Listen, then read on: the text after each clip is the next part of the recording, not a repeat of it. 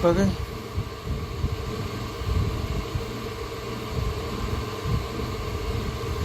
Right. तो आप लोगों के समझ पार्ट 3, राइट, पार्ट 3 आने वाला है। और ये करीब 15, 10, 25 यानी 11 पेज की फाइल बाकी है। क्या मैं इसे 1 घंटे में पूरा कर सकता हूँ? तो चलिए ज़्यादा इधर उधर की बातें नहीं करते और डायरेक्ट सिर्फ फाइल पढ़ने में मन लगाते हैं। तो हो सकता है कि ये सारी पेज जो हैं एक हाथ में पूरी हो जाए। तभी आप अनुमान लगाइए कितने बज रहे हैं, 11:32। तो करीब 1 घंटे में हो जाएगा, क्योंकि गला जैम हो जाता है यार ये पढ़ते पढ़ते, और प्लस ध्यान भंग होता है। फिलहाल हम कोशिश कर रहे हैं कि आज इसे अगर जो 24-25 अप्रैल 2025 में ख़त्म कर और इसे सोशल मीडिया पर अपलोड कर दिया जाए, तो हो सकता है कि आने वाले दिनों में हम अपने आप को दुनिया के सामने अलग कर सकें। हमारा मकसद सिर्फ यही था है, क्योंकि सारी चीज़ों को हम जानते हैं, अपनी साथनी के बारे में, अपने काम के बारे में, अपने व्यवसाय के बारे में, आज 2025 यानी 11 सालों के बाद। तो इन चीज़ों का तो हमारे लिए कोई मतलब नहीं रहा। लेकिन अगर कोई इन चीज़ों से परेशान हो, हाँ, इन चीज़ों से परेशान हो, तो फिलहाल उसकी तहकीकात इंक्वायरी कर उसे किन्हीं मुसीबत से बाहर निकाला जा सकता है, हाँ, उसकी मुसीबत को दूर किया जा सकता है। फिलहाल है या नहीं है, तो इन चीज़ों के आधार पर, क्योंकि अब ये जो चीज़ें रही हमारे किसी काम की नहीं रही। फिलहाल जो लोग जैसे सही हो या गलत हो, या उनके ऊपर किसी तरीके का दबाव रहा, तो उन लोगों के आधार पर, जो लोग जहाँ जैसे जिस हाल में रहे, और जिन लोगों के आधार पर कौन से लोग हैं जो 11 साल पहले जैसे थे, वो आज उसी दशा में या उससे आगे बढ़ चुके, या फिर कौन वो लोग हैं जो फ़िलहाल जिनको कि पछतावा है अपने बारे में। क्योंकि आगे हम अपनी सर्विस के बाद सारी चीज़ों को जान समझ और बूझ लेंगे। तो इन चीज़ों के आधार पर हमारा कोई मतलब नहीं, क्योंकि हमारे बैंक में पैसे पड़े हुए हैं। हमारी जो सर्विस थी उन चीज़ों के बारे में हमने जानकारी हासिल कर ली। हमारी अपनी अलग एक साथनी है, राइट, हाँ, और उस कैटेगरी में वो हमारे साथ है, और हमारे पास अपना रोज़गार है, व्यवसाय है, और प्लस आगे 2006 में जो इंटरनेट सर्विस हमने शुरू की, राइट, 2006 में जो इंटरनेट हमने शुरू की, उसी सिस्टम के आधार पर अगला सिस्टम हमारे लिए आ रहा है, जिससे कि दुनिया चलने वाली है, पूरा इंटरनेट। तब तो इन चीज़ों का फ़िलहाल हमारे लिए मतलब नहीं रहा। लेकिन कोई अगर जो परेशान है या कुछ ऐसा हुआ इन सारी चीज़ों के बारे में, तो इन चीज़ों को फ़िलहाल दुनिया के सामने रखना बेहद ज़रूरी है। तो देर न करते हुए पार्ट 3 में आ रहे हैं, क्योंकि 14 हमने पूरा किया, लगभग 16 पेज अभी बाकी है। और ये दोनों पेज 1 आवर 39 मिनट का वक्त लगा, हाँ, 39 और 6, 1 आवर 45 मिनट, यानी कि 14 तक पहुँचने में। अब आगे 16 बाकी है। कितना वक्त लगता है? 1 घंटे में हम पूरा कर सकते हैं। लेकिन जो स्थिति, जो हालात, जो तरीके हैं, उन चीज़ों में ऐसा फ़िलहाल कदापि नहीं लगता कि 1 घंटे में पूरा कर लें। लेकिन कोशिश करेंगे कि जल्द ही से पूरा कर लें, तो ज़्यादा बेहतर होगा। ओके, जस्ट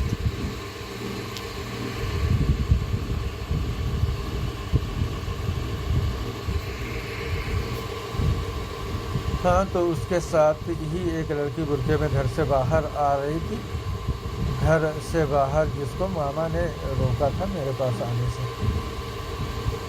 आसपास के लोग मुझे इंडिया जाने और कोयती को पैसे देने के लिए मेरा मजाक बना रहे थे। इसके अलावा ड्राइवर नवाब मुझे टिकट के पैसे देकर इंडिया वापस जाने के लिए कह रहा था।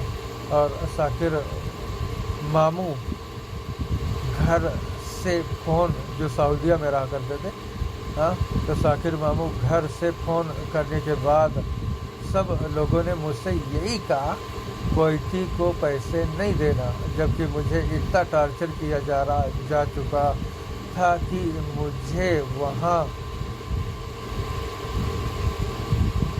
के खौफ से ज़्यादा, हाँ, खौफ से जल्द इंडिया पहुंचना था। इसके लिए मैंने सोचा कोयती को पैसे दे देता, टिकट करा टिकट लेकर मुझे इंडिया भेज देगा। काम तो उसके पास है नहीं, देगा क्या? घंटा। दूसरे दिन कोई आया, पहले उसने अगला किराना से बात की, फिर मेरे पास आया मेरा हाल चाल पूछने। मैंने उससे कहा मेरे पास काम नहीं, मुझे दीवानिया का काम दो या इंडिया वापस भेज दो। मुझे पता था उसके पास काम नहीं है, और दीवानिया का काम होता तो मुझे बाहर क्यों छोड़ते। मुझे 1000% कंफर्म था कि वो मुझे इंडिया वापस भेज देगा। इसके लिए उसने मुझे पैसे मांगा। मैंने सोचा टिकट का पैसा मांग रहा है, और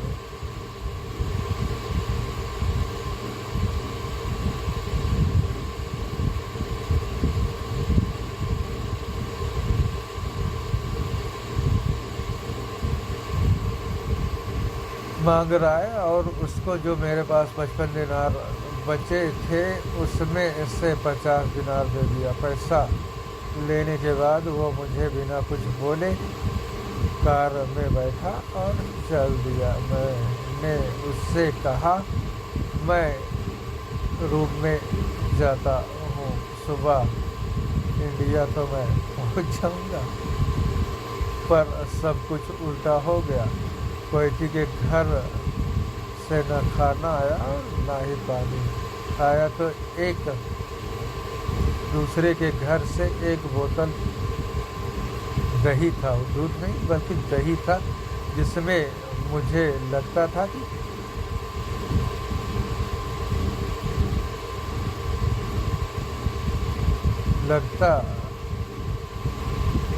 कि कुछ है, क्योंकि जिस दूध से दही बनाया गया था वो ऊँटनी का था, राइट, वो ऊँटनी का था। और जब मैंने उसे पिया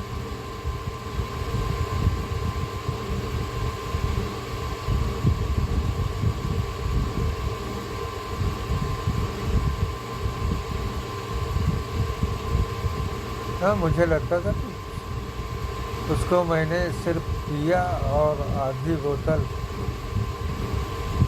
वहीं पर छोड़ दिया। सुबह एक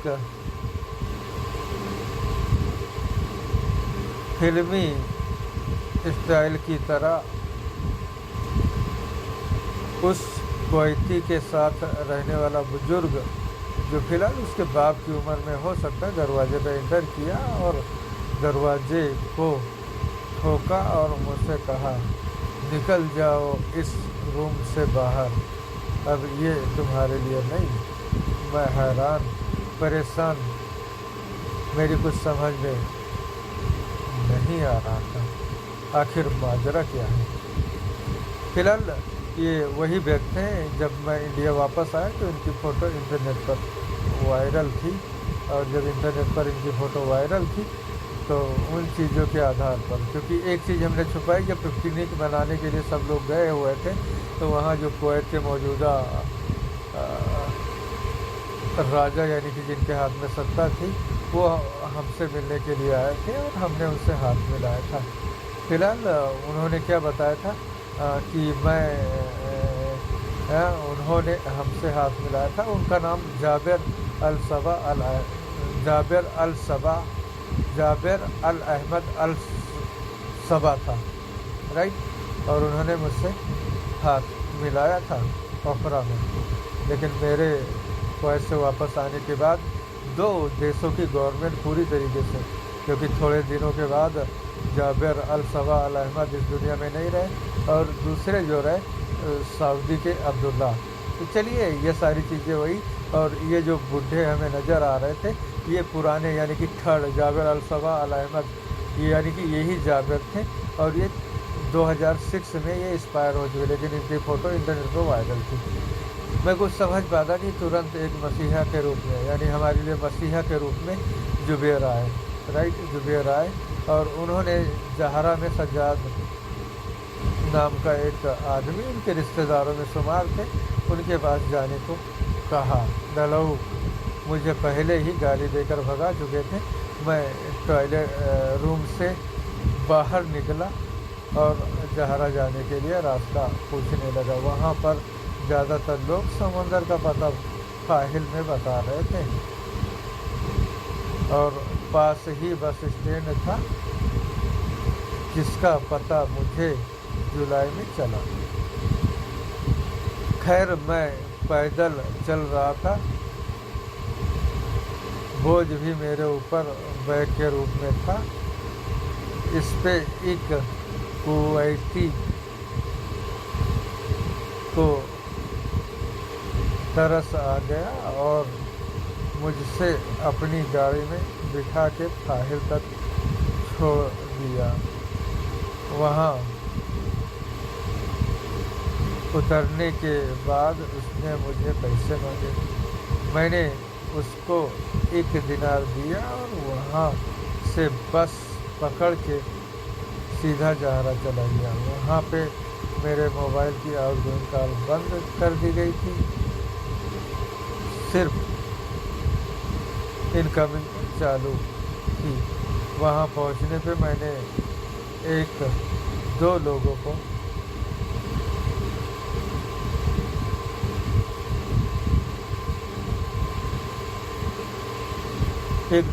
से मोबाइल मांगी, नहीं दिया और जुबेर के फ़ोन का इंतज़ार एक मस्जिद में रुक के करने लगा। मेरी हालत इस तरीके से थी कि मैं चल भी नहीं पा रहा था। जुबेर ने एक हॉस्पिटल के पीछे बताया था सज्जाद को कि वहाँ पे वो सिलाई का काम करते हैं। काफ़ी देर तक ढूंढने के बाद मेरे हाथ कुछ नहीं लगा। पास एक मस्जिद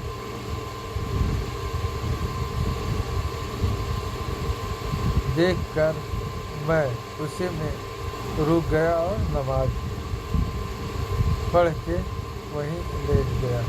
इसके बाद मैंने ऑनलाइन एक टैक्सी का सहारा लिया तो उसने मुझे सज्जाद तक पहुंचा दिया। मैं सज्जाद के पास पहुंच गया। वहाँ पे मुझे खाना पानी के साथ रहने के लिए रूम लिया। दूसरे दिन उनके साथ करने वाले लोग रूम में आकर शिफ्ट हो गए, जिसमें एक का नाम सिराज और एक का नाम एक मरीज बंगाली था जो उनके साथ सिलाई का काम करता था। वहाँ पे मुझे पता नहीं क्या हो गया था।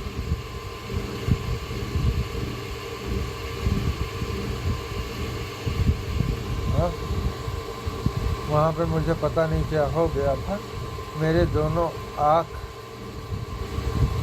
नहीं खुल रही थी और बॉडी में थोड़ी जलन थी, जिसकी वजह से बॉडी के कुछ हिस्सों में अंदर ही अंदर थोड़ा बन गए थे। सिर्फ थोड़ी जलन थी जिसकी वजह से बॉडी के कुछ हिस्सों में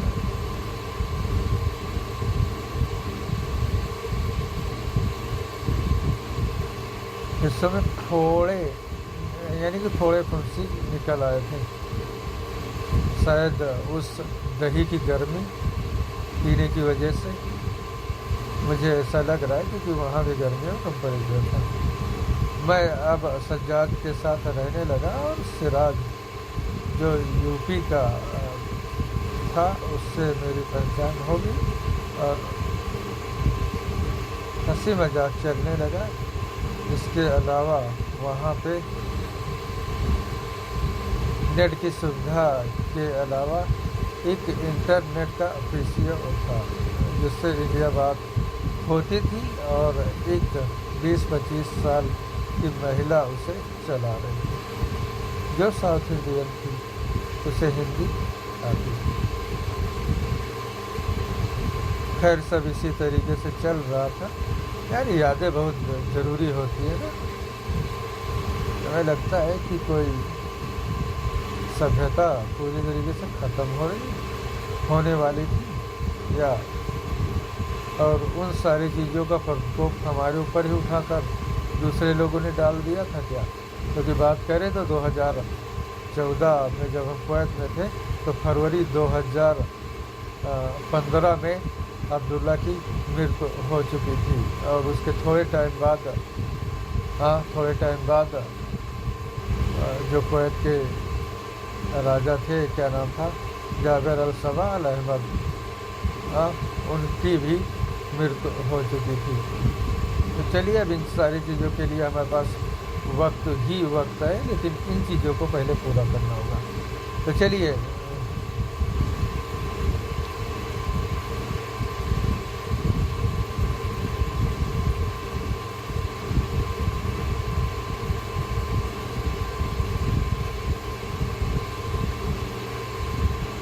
कहाँ थे?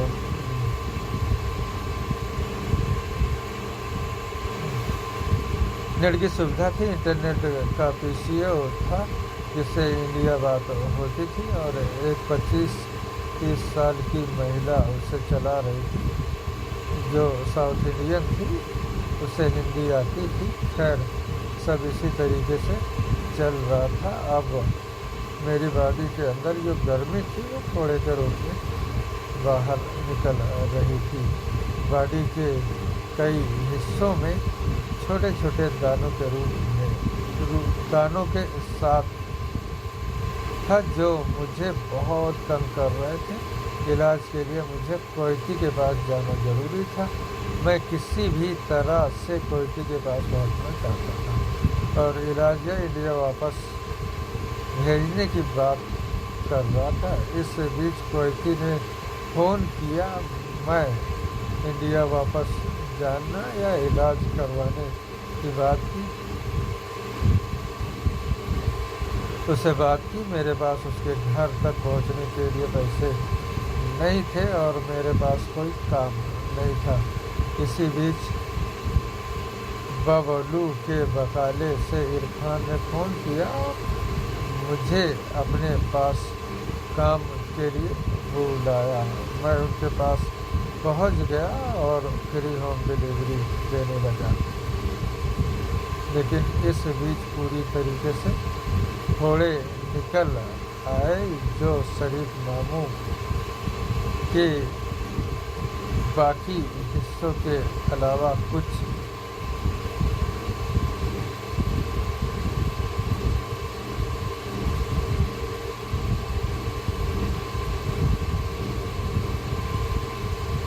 शरीर के बाकी हिस्सों के अलावा कुछ गुप्त स्थानों पर थे, जिनके इलाज के लिए किसी भी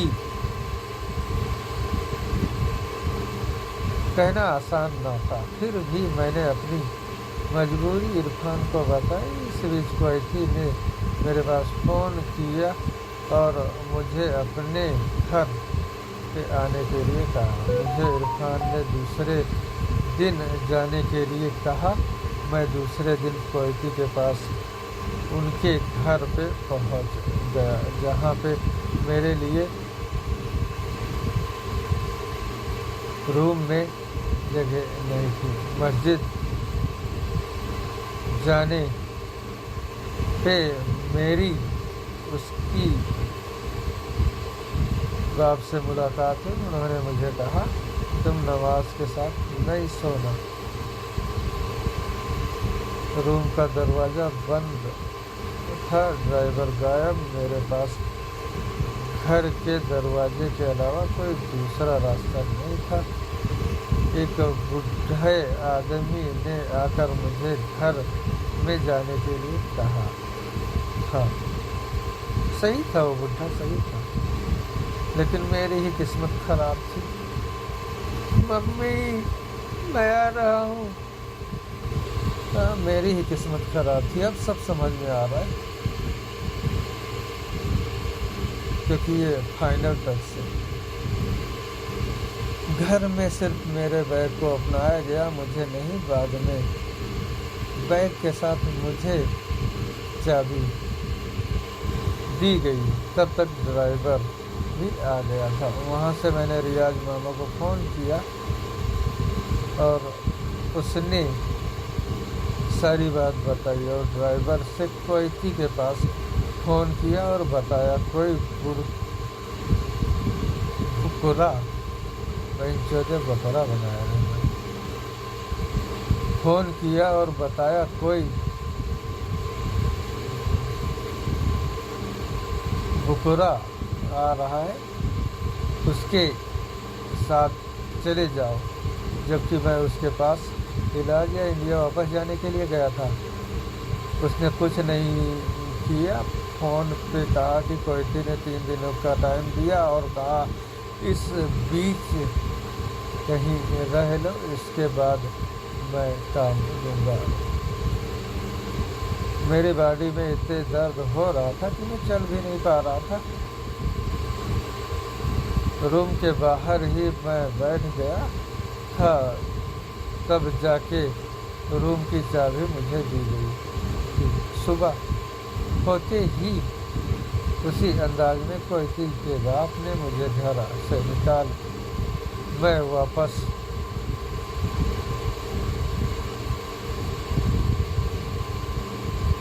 गया। सिर्फ कुछ टैबलेट्स लेके चला गया। यहाँ पे घर से जो मेरा बाप बना हुआ था उसने फ़ोन किया मेरे पास और कहा मैंने जो किया ठीक किया। मैं वापस सज्जाद के पास पहुंच गया, जहां पे टार्चर में कोई कमी नहीं थी। काम की बात करते और लगवाते। इस बार मेरे काम में एक मोबाइल की दुकान पे लगवाया, जहां की सैलरी तय नहीं थी, सिर्फ काम करना था। मुझे एक मोबाइल नोकिया 1280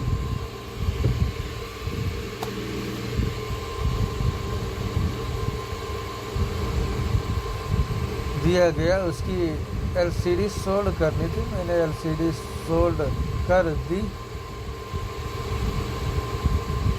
कहिया रंगा पेस्ट कुछ नहीं होने की वजह से वो एलसीडी ठीक से सोल्ड नहीं हुई।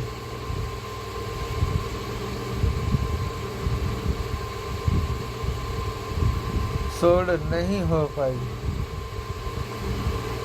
इसके अलावा एक मोबाइल दुकान पे लेकर गए, जहाँ पे मुझसे पूछा गया पावर आईसी चेंज कर दोगे आईफोन की। मैंने कहा मेरे सामने पावर आईसी लगा के दिखा दो, सिर्फ एक बार मैं चेंज कर दूंगा। उसने कहा मेरे पास आईसी नहीं है। मैं सबके सब पक्के मादर चौध रहे था। इसके अलावा आसपास के लोगों ने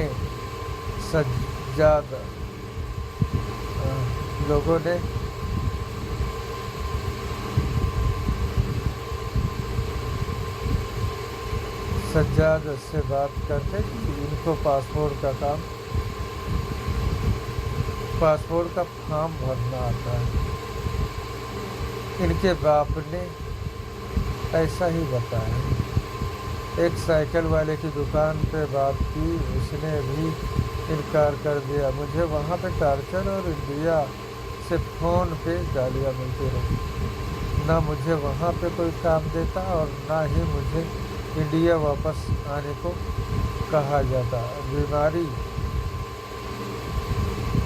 के इलाज के बारे में सज्जाद भाई को बताया तो उन्होंने उसका इलाज नहीं करवाया। सिर्फ आसपास के लोगों ने देसी उपाय बताया, जैसे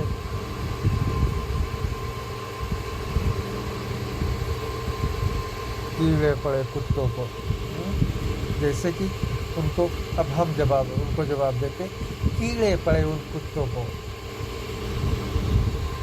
पर मेरी बॉडी बहुत कमज़ोर हो गई थी, चलने फिरने के लायक तो था, लेकिन कैसे चल रहा था मैं नहीं जानता। 10-12 दिन सज्जाद के पास रहने के बाद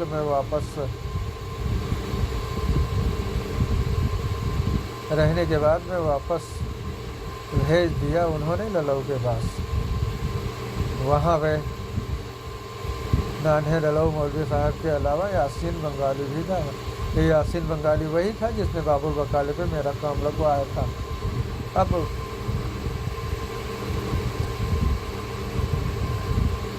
अब काम की जिम्मेदारी नान्हे ने संभाली और मुझे जहरा के एक फोटो शॉप पे काम दिलाया, जहाँ वह मुझे फ़ोटो कॉपी करनी थी बिना पैसे के। 5 दिन काम करवाने के बाद एक भी पैसा नहीं दिया।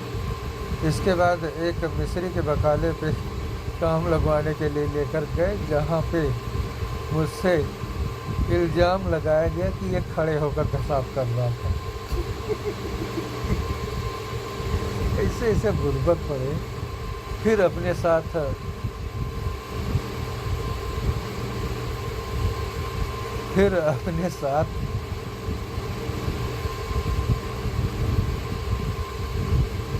पेंट के काम पर लेके गए। वहीं पे मुझे रिजवान फिरोज मिले। यहाँ बड़कऊ मामा ने फ़ोन किया था और मुझसे कहा था मेरे लड़के कुवैत के मुदीर ऐसे ही नहीं बन गए, तुमसे ज़्यादा मुसीबत उठाइए। जबकि मेरे लिए हर वक्त मौत मेरे सामने खड़ी थी और कहते भी थे पुल से कूदकर सुसाइड कर ले। नानी ने मुझे एक पैसा नहीं दिया और पूरा दिन खाली पेट काम करवाया। अब यहाँ भी एक बंगाली जो इलेक्ट्रॉनिक वायरिंग करता था, उसके साथ मुझे काम पे भेजा बिना पैसे के। 2-3 दिन तक मैंने उसके साथ दिया। लास्ट में 30 मई 2024 को मुझे एक बंगाली के यहाँ काम पे लगवाया गया। बकाले में मेरे साथ एक आदमी और भी था जो फ्री होम डिलीवरी देता था। मैं और वो फ्री होम डिलीवरी देते रहे। वो आधे दिन में ही बेहोश हो गया। कहने का मतलब यही है कि जानबूझ के टार्चर किया और करवाया जा रहा था। अब ना तो मेरे लिए कोई काम दे रहा था और ना ही किसी को मेरी ज़रूरत थी। सिर्फ पूरे कुवैत में मुझे बदनाम किया जा और करवाया जा रहा था।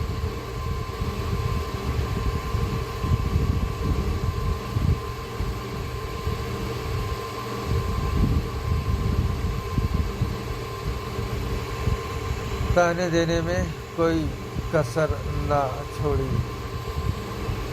यही एक साथ सारे चैनल्स खुले, जबकि सबको मेरे काम के बारे में पता और मेरी काबिलियत क्या थी सब नहीं जानते थे। सिर्फ मुझे मजबूर कर मेरा फ़ायदा उठाया। इसके अलावा मुझे बदनाम और जलील सबके सामने किया।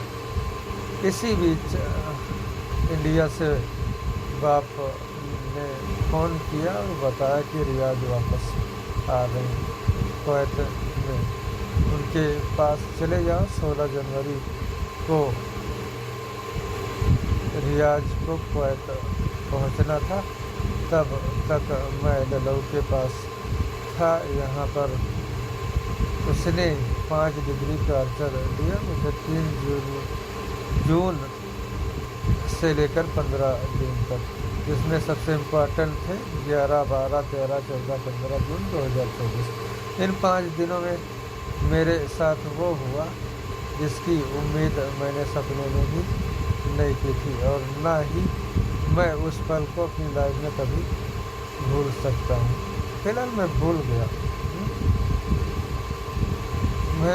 गया, कुछ याद भी नहीं आ रहा था, लेकिन बैकअप इम्पॉर्टेंट थे 11, 12, 13, 14, 15 जून 2014। इन 5 दिनों में मेरे साथ वो हुआ जिसकी उम्मीद मैं सपने में भी नहीं की थी, और ना ही मैं उस पल को अपनी लाइफ में कभी भूल सकता हूँ, जहाँ पे रहने और खाने के अलावा मेरे लिए सोने के लिए भी जगह नहीं थी, और मेरी हालत ऐसी थी।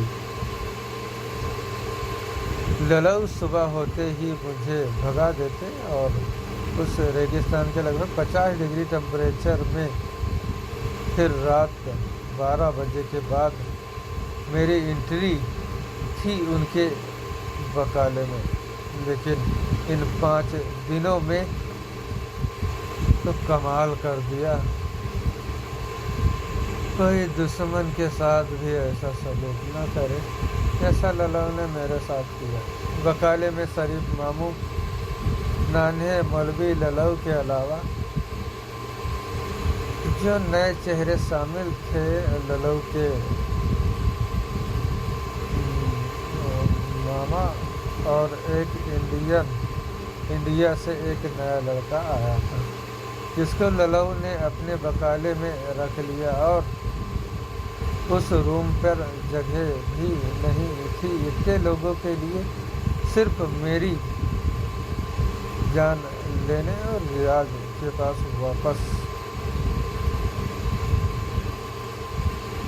जाने से रोकने के लिए, क्योंकि ललऊ को भी पता था कि रियाज के आने में सिर्फ 5 दिन बाकी हैं। 30, 40, 45, 50 डिग्री टेम्परेचर वाली जगह, उस जगह पे मैंने कैसे 5 दिन काटे मुझे खुद नहीं पता। यहाँ पे ललऊ इतनी विश्वास से मुझे पुलिस स्टेशन में जाने की बात कर रहे थे जैसे पुलिस स्टेशन ललऊ के भाग का हो। इसके लिए उन्होंने मुझे मारा भी। किसी दौरान मैंने कोयती को फ़ोन भी किया, लेकिन उसका नंबर बंद था। ये 5 दिन मैंने रोड के किनारे या किसी घर के दीवार से चिपक के काटे। खैर, सब इसी तरीके से चलता रहा, और 16 जनवरी को मैं रियाज के पास वापस सबैया पहुंच गया। वहाँ पे लोग वही थे, लेकिन उन लोगों के अंदाज बदले हुए थे। ना मार्च वाली गोली थी और ना मार्च वाली बात, ना ही वो खाना। वजह नाम के लड़के के अलावा 2-3 बंगाली और एक अंडर वर्ल्ड डॉन दाऊद का डुप्लीकेट, जो अपने आप को सऊदी से आया बता रहा था, और जो मार्च 2014 में भी वहाँ पे मौजूद था। मैं वहाँ पे सिर्फ इंडिया वापस आने की बात कर रहा था, क्योंकि वहाँ जो मुझे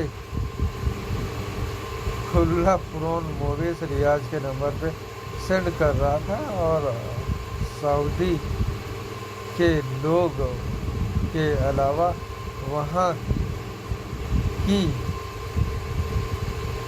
गाड़ी मौजूद थी। मुझे वहाँ पे काम की बात करने को कहा जा रहा था, जबकि वहाँ पे कोई काम नहीं था और ना ही मुझे कोई काम देना चाहता था। इसके अलावा पुरान मूवीज़ का भी डर मैं साले कब का निकल चुका, ये लिखने की क्या ज़रूरत थी, क्योंकि वहाँ के लोगों को ये नहीं बताया जाता कि उसका क्राइम क्या है और उनको सज़ा क्यों दी जा रही है। ऐसा मैंने सुन रखा था, और हमारे सामने वही सारी स्थिति, यानी कि वो अपने लोगों को बड़ा दिखाना चाह रहे थे क्या। अब मुझे सिर्फ मेरे सामने फिर से मुझको चारों तरफ से मौत ही मौत नज़र आ रही थी। ताने देना तो ये नॉर्मल सी बात हो गई थी। बर्दाश्त से बाहर होने पे मैं कान में अगर उंगली भी लगा देता तो इसे भी निकाल के ताने सुनाए जाते। किसी दिन खाना मिलता, किसी दिन भूखा रहना पड़ता। खैर सब कुछ इसी तरीके से चलता रहा। रियाज कोयती से बात करते थे, उनको अरबिक आती थी। एक दिन मुझे कोयती ने बुलाया। मुझे वहाज लेकर कोयती के घर पे गए। अंदर बाहर से सब जगहों की लाइट बंद थी। कोयती के नंबर पे फ़ोन किया गया, उसने फ़ोन नहीं उठाया। काफ़ी देर बाद उसने फ़ोन किया और बाद में आने को कहा। मुझे वापस लेकर रियाज के पास पहुंच गए। वहाँ टार्चर तानों की कोई कमी नहीं थी। मेरे अंदर खौफ सिर्फ वहाँ के कानून को लेकर था कि मैं यहाँ पे कुछ भी किया नहीं तो मुझे इतना टार्चर किया जा रहा है। अगर मैंने कुछ कर दिया तो क्या होगा। और मैं पूरी तरह से समझ चुका था, मैं पागल चुका था। मेरा IP एड्रेस पकड़ माँ चुराई। कहानी इतनी आगे बढ़ चुकी और ये अभी IP एड्रेस है।